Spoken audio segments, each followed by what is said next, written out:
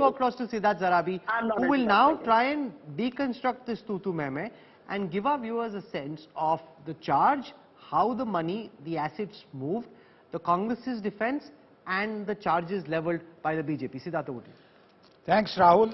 This story really is about 5,000 shareholders pre-1947, a company going to a Section 25 not-for-profit company owned by 4 young Indians, and that young Indians is, of course, in inverted commas. 1930s was when Associated Journals was set up. The stated objective of business was to publish a newspaper, and that newspaper continued to run till 2008.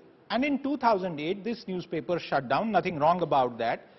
And a loan of just about over 90 crore rupees was extended by a political party to a commercial entity called AJL, which by then had apparently reduced its number of shareholders to 1,000 shareholders, and that was given as an interest-free loan. So remember this, there are basically 3 steps that are very key to understand this story.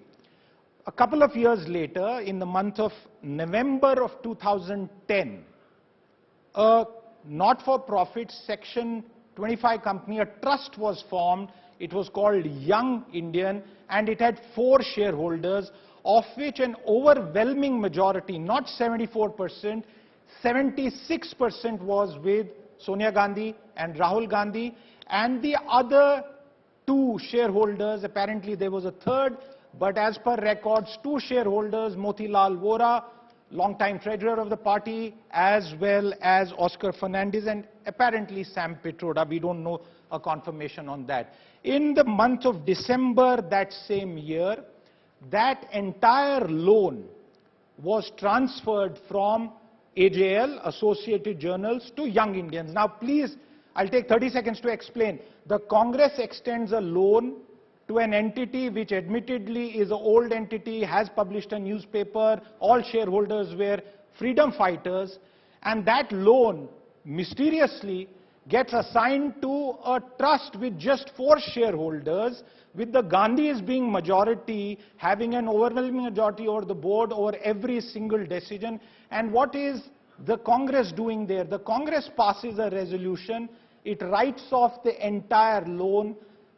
Young Indian acquires the entire loan for 50 lakhs. So you could call it a private insolvency mechanism, bankruptcy mechanism of the Congress party. Was any valuation done to acquire 90 crore at 50 lakh? We don't know the answers to that. And finally, by February of 2011, and that's the next crucial date really, Rahul, this company, AJL, becomes a subsidiary in a way of a trust called Young Indians. No newspaper is ever published after that.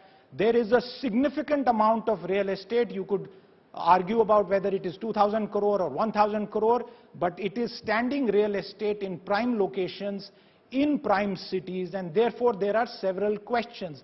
The ED investigation, and this is the last point, Rahul, I want to intervene here on, is a separate matter. The fundamental questions around the assignment of a loan, a takeover, its valuation, a freedom fighters owned company becoming a sort of trust owned by just a few individuals who were not freedom fighters, is the crux of the story, Rahul. Okay, thanks, Siddhart.